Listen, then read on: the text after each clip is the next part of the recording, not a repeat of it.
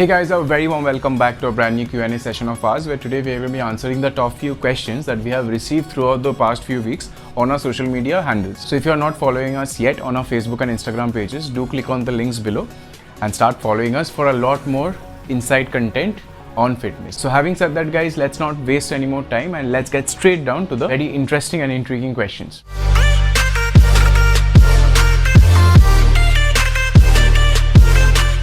So the very first question that we have received is from Shivendra Raj Singh. Okay, so he has asked that I haven't worked out for 3 months, so how long would it take me to regain my shape?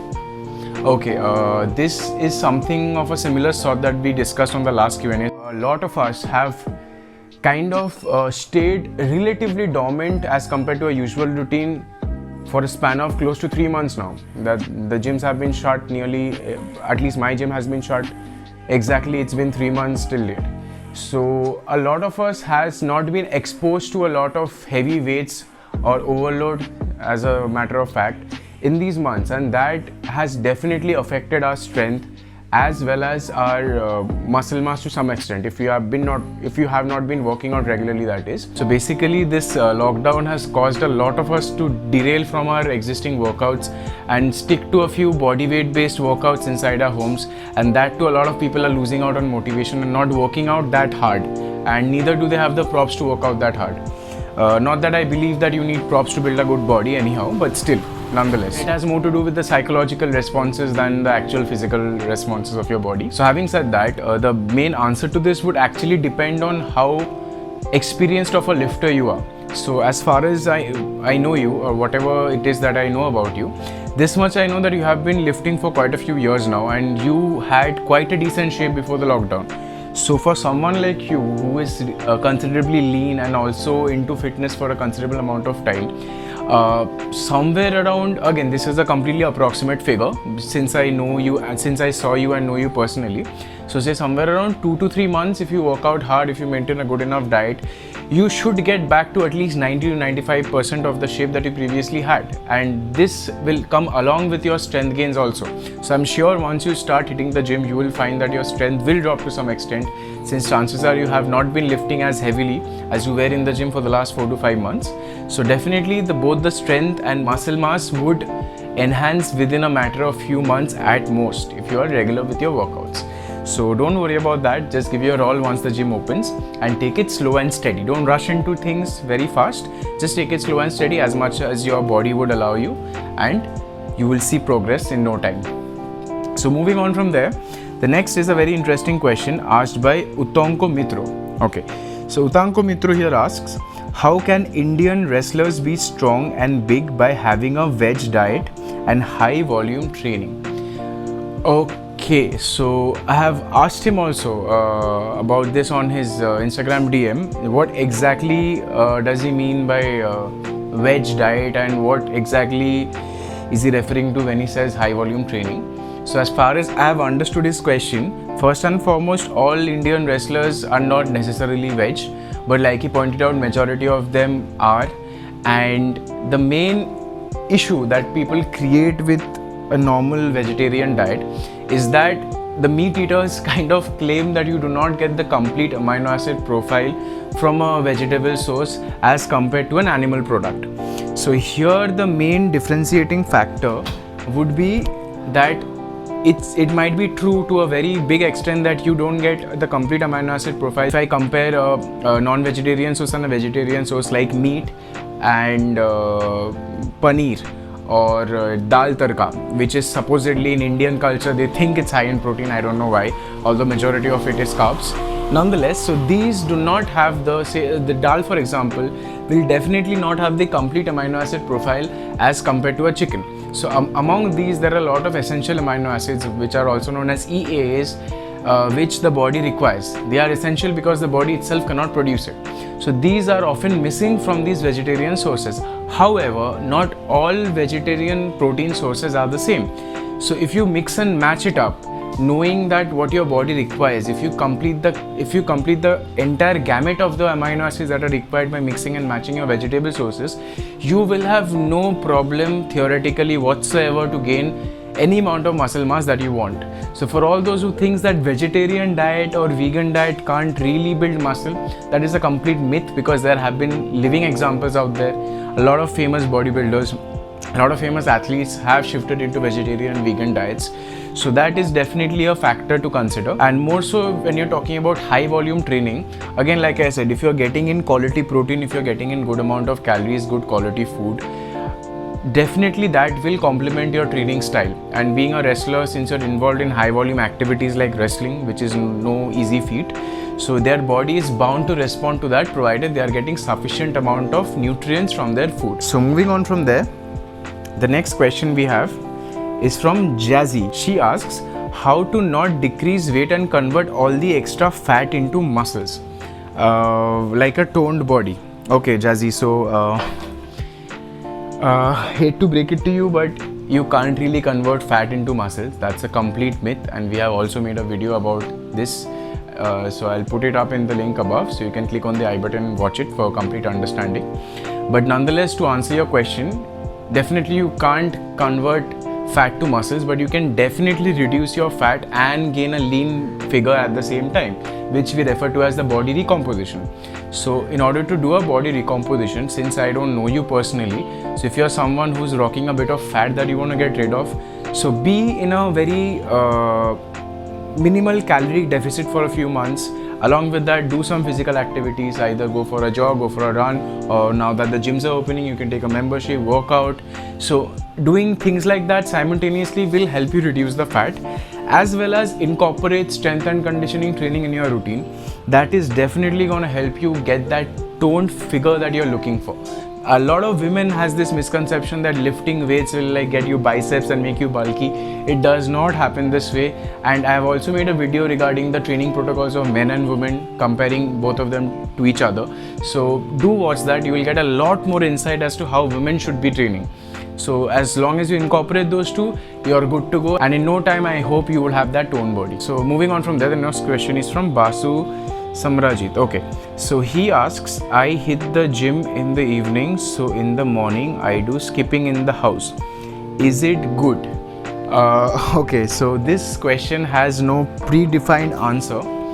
What I would suggest, or what I practically practice on myself as well as a lot of my clients, and according to a lot of studies also, it has been found that if you want to get optimal results from both your cardio as well as your strength training, it's best to keep them separate. So what you do here is you do your morning walk in the, I think, yeah, you do your gymming in the evening and walking, skipping in the morning. So you do your workouts in the evening and you do your cardio in the morning. So there's quite a bit of gap between that. So that has very, very little chance to affect each other. So that is the way I personally am a big endorser of. So I would definitely suggest you this, and there's nothing wrong with it as long as you're getting both of them in. So that's the main factor here to all those people who are watching thinking that what is the best time to do your cardio. There is no best time. The best time is the time that you can perform it, that's it. So make it more convenient to your personal routine rather than thinking about what timing would help you in achieving better results. So that's the biggest takeaway from this question. So I hope your question got answered. And moving on from there, the next question was asked by Avi KR2000. Okay, so he asks, which routine is better, push-pull leg or training single body part?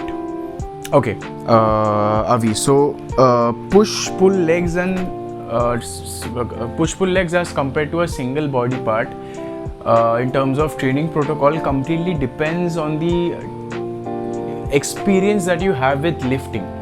So being a coach for a couple of years now and having experiences in training close to hundreds of clients right now, this much I can tell you from my own perspective and from my understanding is that if you're a beginner who's not used to good enough stimulus, you will have a very, very difficult time in recovering from a thorough push-pull leg routine, like a proper one. Where in a push routine, you're targeting your chest, your tricep, your shoulders, all the different upper body push muscles. Similarly, on pull, you're targeting your entire back, your traps, your rear delts, your biceps, etc.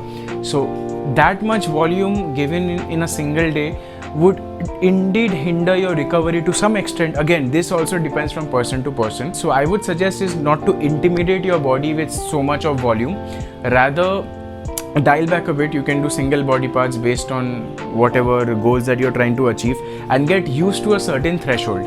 And once you're used to that stimulus, I would say go for push-pull leg routine. That is something that I have been personally following, and also all those experienced lifters out there who can handle a lot of volume, who gets their nutrition in, who gets good amount of sleep. I do suggest push-pull legs routine as a much better alternative than hitting single body part. The main reason being because if you are following a push-pull leg routine, like I discussed in the very first of this answer, that you can get a lot more sets and repetitions in your workout as compared to a single body part routine. So that is why I am also an endorser of push-pull leg routine, as long as you and your body can handle it. As simple as that. So moving on to the next question by Chandak. He asks, for heart gainers, is protein that important, or is it all about calories? Chandak, protein is definitely very important. It is the most anabolic thing you can give to your body apart from steroids. So as important as that. If you're not getting in enough protein, your muscle protein synthesis will take a hit to some extent. So I would say definitely getting your protein is as important, if not more important, than your overall calories. So-called being a heart gainer, as such, I don't support this idea of heart gaining and endomorph, ectomorph and all that. But definitely different people might have different responses to stimulus, as well as their bodies might have greater metabolisms than compared to someone else. So that distinction is there, and if you consider yourself to be someone who has a very difficult time in putting on muscle mass, definitely keep your calories way up there. Since I don't know you personally, I can't definitely give you a number, but say if you're a really hard gainer, if you're really someone who's very skinny, you can go northwards of 1000-1500 calories over your maintenance calories, as well as you can keep your protein at least 1.5 times your body weight in kgs. At least that's the least you can do, I would say. So I would recommend at least 2 times your body weight in kgs if you're a person who has really a big difficulty in putting on muscle mass. That is the least you can do. So I hope those 2 points will help you to answer your question better, and also giving you a perspective about what you can be doing. So moving on from there. Okay, so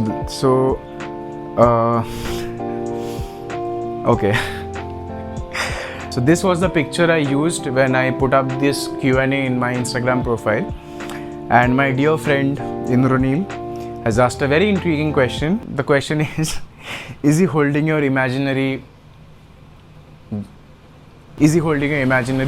What?